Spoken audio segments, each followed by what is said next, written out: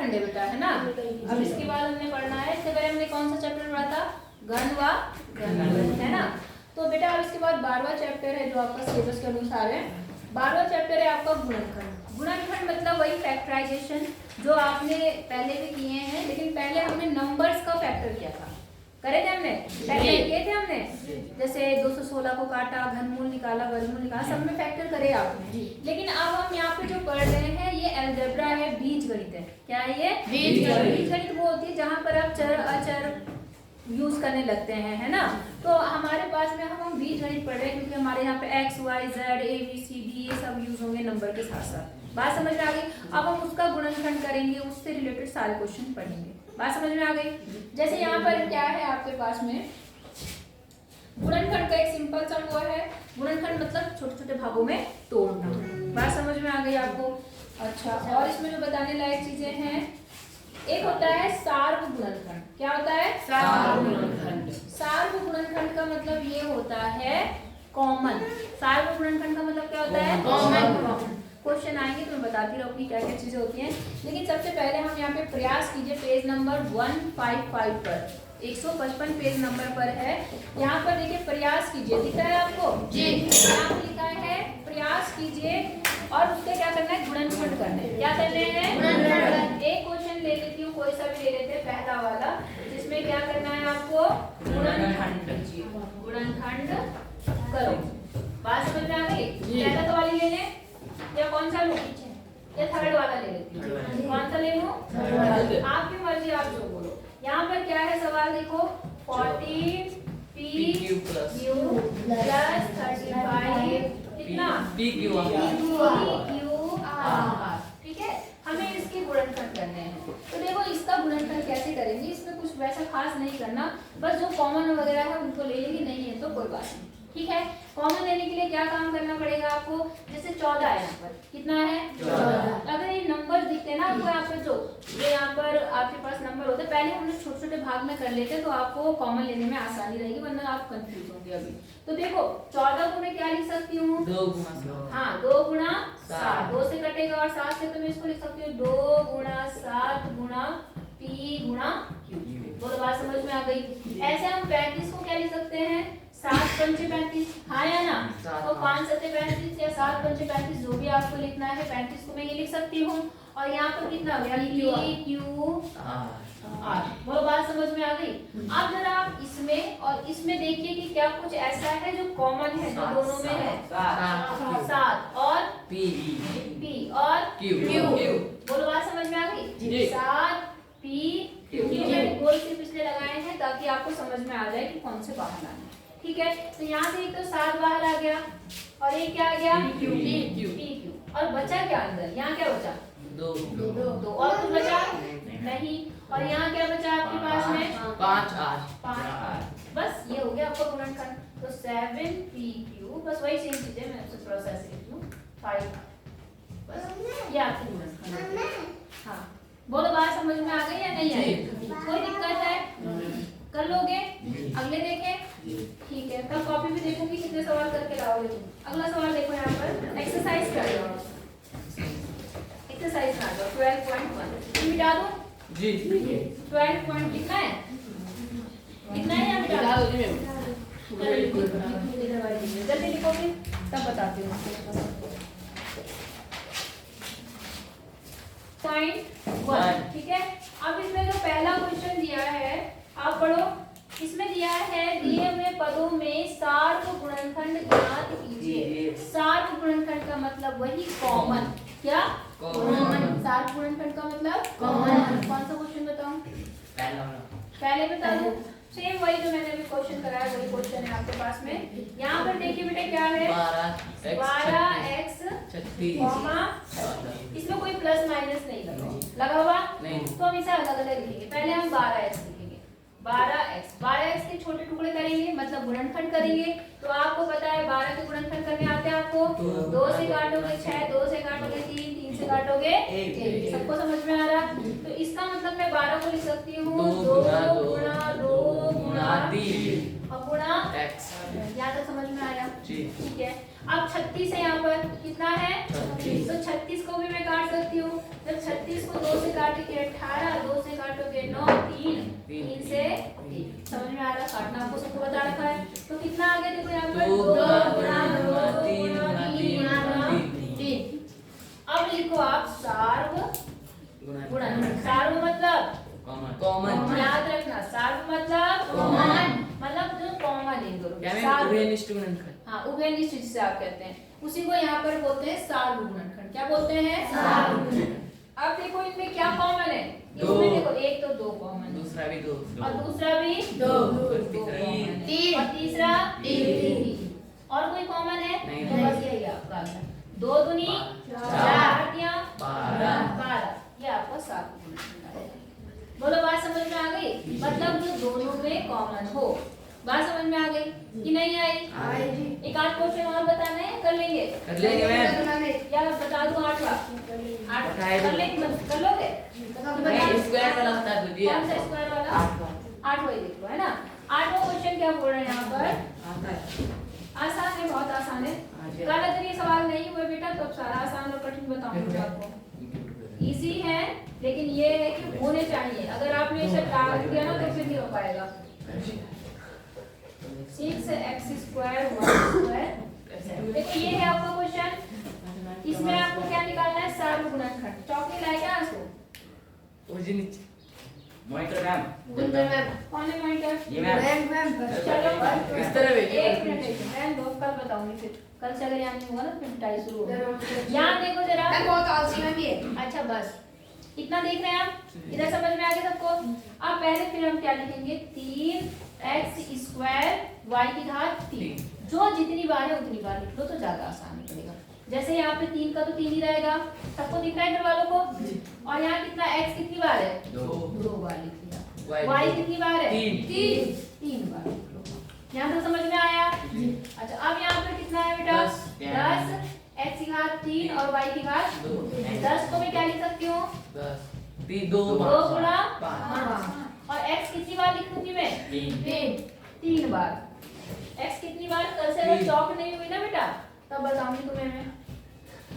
ये सब चीजें तुम्हें याद नहीं रहती। और y कितनी बार? 2 बार। 2 बार। उसके बाद कितना है यहाँ पर? 6 x² y² z। 6 को मैं क्या लिख सकती हूँ? 2 2 गुणा 3। और फिर x कितनी बार? 2 बार। और y कितनी बार? 2 बार। और z कितनी बार? 1 बार। ठीक है, अब हमें क्या निकालना है? सार्व गुणनखंड। सार्व गुणनखंड। ठीक है, तो पहले मुझे बताओ क्या इसमें कोई नंबर कॉमन है? नहीं जी। है किसी में नंबर कॉमन? नहीं है जी। नहीं है। ठीक है, अब क्या कॉमन है? x। एक तो ये x दिख रहा है, और कुछ दिख रहा है? दूसरा भी x है। दूसरा भी x दिख फिर रहा y। है। y है जी। एक y कॉमन दिख रहा है सब में। एक और एक और y दिख रहा है। और कुछ है? तीनों में समझ, तीनों में होना चाहिए। कहाँ होना चाहिए? तीनों में। तो आपने देखा एक तो यहाँ से x आया, दूसरा भी कितना आया? x। एक y आया और एक y आया। तो कितना बना? x² बन गया और y बन गया। तो x² y² इसका सार्व गुणनखंड आ गया। अब इधर आओ, बोलो बात समझ में आ गई या नहीं आई? जी। आ गई। तो इस तरह से करना है जो कॉमन हो जाएंगे। जी। करना है, उतार लो फिर अगला बता।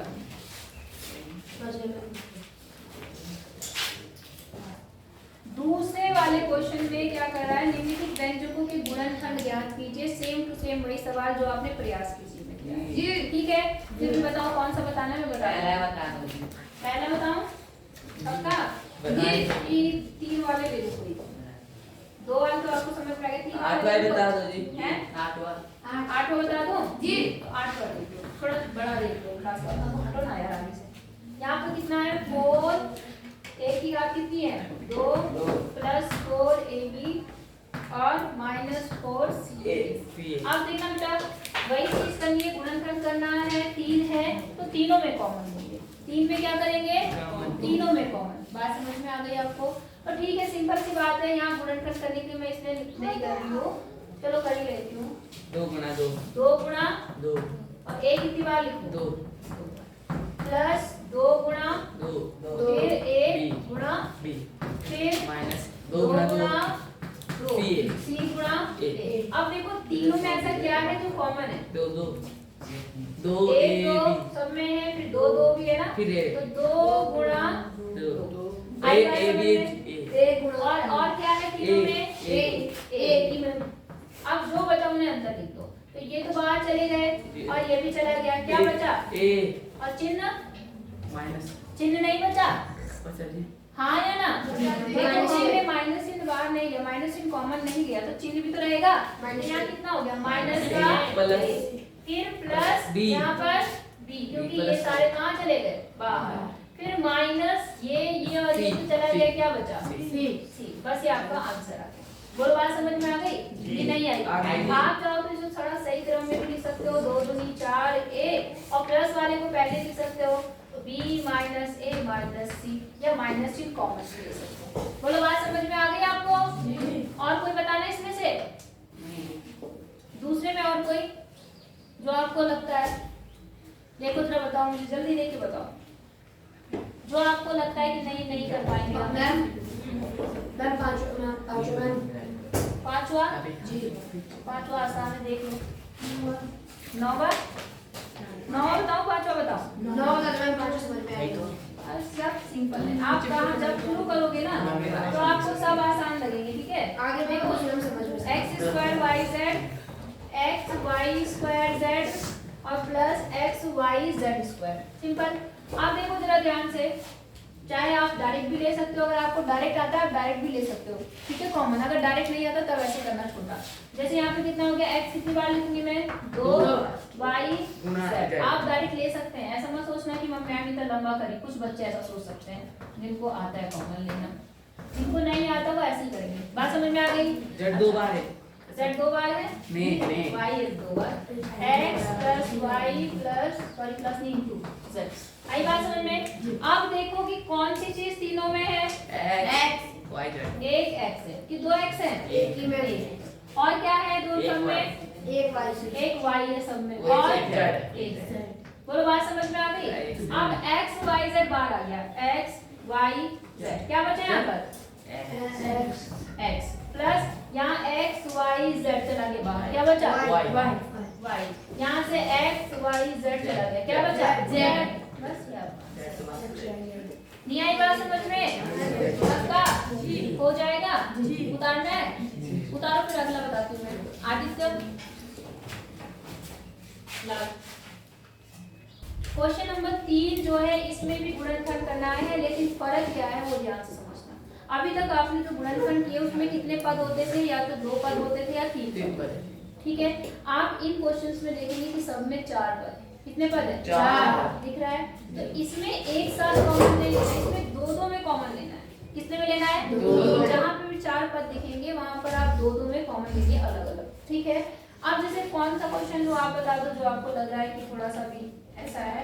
चौथा। पहले मैं दूसरा ले लेती हूँ या चौथा ही ले लूँ डायरेक्ट? चौथा। पहले आप थोड़ा आसान लो, फिर मैं चौथा ही पहले तीसरे का दूसरा ले लूँ, है ना? तीसरे के दूसरे में देखो कितना है? 15 x y minus 6x plus y। ये, ठीक है? आपको क्या करना है? मैंने कहा 2 में कॉमन लेना है, तो आप क्या काम करो, इन 2 में और इन 2 में कॉमन लेना। बात समझ में आ गई? कैसे लेगी वो समझो। पीछे इधर प्रांजल, ध्यान इधर रहना चाहिए, तो उधर कहाँ जा रहा है ध्यान? अब देखो यहाँ पर कितना है, पहले हम इसके फैक्टर करके 15 को हम क्या लिख सकते हैं? 3 बचे 15, 3 गुणा 5। और यहाँ पर x और y माइनस 6 को मैं क्या लिख सकती हूँ? 2 गुणा 3। समझ गए? प्लस 5 को मैं क्या ही लिख सकती हूँ? तो 5 गुणा y हो गया, और इसको भी हम लोग क्या लिख सकते हैं? 2 का 2 रहेगा। इतनी बात समझ में आ गई? अब मैंने कॉमन लेने के लिए क्या बताया आपको? पहले 2 में कॉमन लेना है ना? तो पहले 2 में लेंगे, मतलब इसमें लेंगे और इसमें। तो इन दोनों में बताओ क्या है? ऐसा 2 है, 3x और एक 3 और एक x। अंदर क्या बचा? 3 गया बाहर, x गया बाहर, कितना बचा? 5 y। समझ गए? फिर बीच में कौन सा चिन्ह है? माइनस। फिर से यहाँ से 3x बाहर गया, कितना बचा? -2। बोले ये बात समझ में आ गई? प्लस अब इन दोनों में कॉमन लेना है, तो क्या इन दोनों में कुछ भी कॉमन दिख रहा है आपको? नहीं जी नहीं दिख रहा है? तो आप क्या काम करेंगे? जब कुछ भी कॉमन नहीं होता तो एक कॉमन होता है, क्या कॉमन होता है? ए कॉमन होता है। तो यहाँ से ए कॉमन लेंगे जब कोई भी चीज आपके पास नहीं होगी तो। इतनी बात समझ में आ गई। अब आपको कैसे पता चलेगा कि आपका क्वेश्चन सही हो रहा है कि गलत? अगर आपके पास दोनों ब्रैकेट में एक जैसी चीज आएगी तब आप क्वेश्चन सही कर रहे हैं। अगर एक जैसी चीज नहीं आएगी तो क्वेश्चन गलत। समझ गए चेक करने का तरीका? तो फिलहाल आपके इन दोनों में कैसा आ रहा है? सेम आ रहा। अब आप क्या करेंगे, इस ब्रैकेट को भी कॉमन लेंगे, इस ब्रैकेट को भी कॉमन, या आप आपकी सरल भाषा में कहूँ तो इन दोनों को मैं एक ही बार लिखूंगी ऐसे 5 माइनस वाई 5y माइनस 2, और जो इनके अलावा बचे, इनके अलावा क्या बचा? यहाँ से 3x और यहाँ से प्लस, इनको एक अलग रखेंगे 3x प्लस 1। ये आपका आंसर है। बोलो बात समझ में आ गई? जी नहीं आई? आ गई पक्का? एक चौथा क्वेश्चन भी देख लो। अब जैसे इन्होंने चौथा क्वेश्चन लिखा है, यहाँ चौथा क्वेश्चन क्या है देखो, ये है यहाँ पर 15xy ना क्या है? PQ है जी।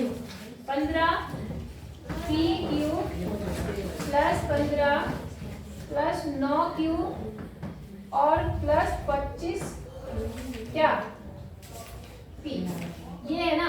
अब जरा मेरी एक बात ध्यान से देखना, मैं कुछ कर रही हूँ उसमें मुझे बताना मैंने सवाल सही किया या गलत किया, ठीक है? मैंने कहा इनमें कॉमन लेना है, पहले दो में, इन दोनों में क्या कॉमन दिख रहा है तुम्हें? 15, मैंने 15 ले लिया। यहाँ पर PQ हो गया बचा, और यहाँ क्या बचा? प्लस बचा, फिर क्या बचा? 15 बाहर आ गया है, तो जब चला गया उसकी जगह क्या बचा? ये हो गया। समझ गए? फिर मैं इन दोनों में कॉमन लूंगी, हाँ या ना? इन दोनों में कुछ कॉमन है? नहीं है, तो इसका मतलब क्या कॉमन है?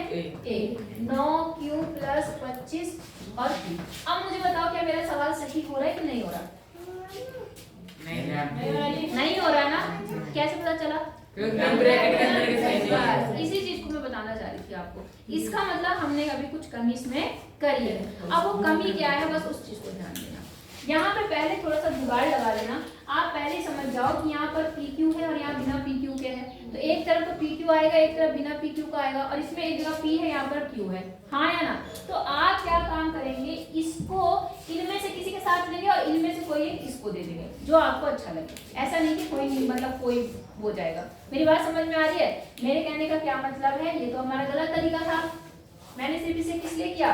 ताकि आपको समझ में आ जाए। यहाँ पर क्या है, मैंने कहा यहाँ पर PQ है ना, तो या तो P वाला या Q वाला इसके साथ ले लो। नहीं समझे? समझे? क्या समझे? क्या समझे? कोई एक लेना है, कोई एक लो, क्योंकि यहाँ पर दोनों चीज है और यहाँ पर एक भी चीज नहीं है। तो हम क्या काम करते हैं, मान लो मैंने ये 15 ले लिया, PQ ले लिया, और इनमें से कोई एक ले लो। कौन सा लूं? 50p, यही वाला ले लूं या वो लूं? 25p। चलो 25p ले लो, कोई फर्क नहीं पड़ता उससे, है ना? आंसर सेम आएगा। प्लस अब मैंने कहा ये अपनी जगह ऐसे ही रहा 9Q, और ये कहाँ पहुंच गया? लास्ट। समझ गए क्या किया मैंने? इनकी जगह बदल दी। इनकी क्या बदल दी? जगह। अब हम कॉमन लेंगे। अब हम क्या करेंगे? पहले गुणनखंड कर लो। तो 15 को मैं क्या लिख सकती हूँ? 3 गुणा 5 5 या 15 P Q गुणा Q। समझ गए? 25 को मैं क्या लिख सकती हूँ? 5 गुणा 5 P प्लस इसको क्या लिख सकती हूँ? 3 गुणा 3 Q, और इसको क्या लिख सकती हूँ? 5। बोलो यहाँ तो समझ में आई बात?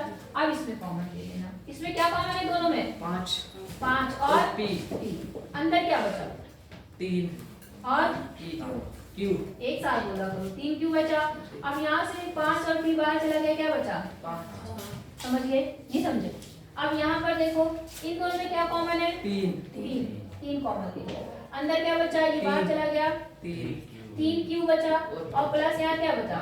अब दोनों ब्रैकेट बराबर आ गए बराबर, तो बस अपने आप ही आएगा वो बराबर। थोड़ा सा ध्यान रखना। तो इन दोनों को तो मैं एक साथ, रुक जा बेटा थोड़ा सा, 3Q प्लस 5 हो गया एक ब्रैकेट में, और जो बचा हुआ है वो कहाँ चला जाएगा? दूसरे ब्रैकेट में। 5P प्लस ये आपका आंसर है। बोलो आप समझ में आया? जी। तो समझ में आया क्या गलती हो सकती है? जी। उस गलती पे ध्यान देना। वैसे ज्यादा क्वेश्चन नहीं, शायद ये अकेला क्वेश्चन ऐसा था जिसमें क्या है आपके पास में थोड़ा सा अलग दे रखा, आगे पीछे दे रखा, तो इस चीज का ध्यान रखना, बाकी सब सही है। बोलो हो जाएगा? तो ये एक्सरसाइज आपकी कंप्लीट हो गई है। कल मैं चेक करूंगी, और जिसकी नहीं होगी आपने आप करी हुई तो फिर पीटूंगी भी, याद रखना। समझ गए? जी।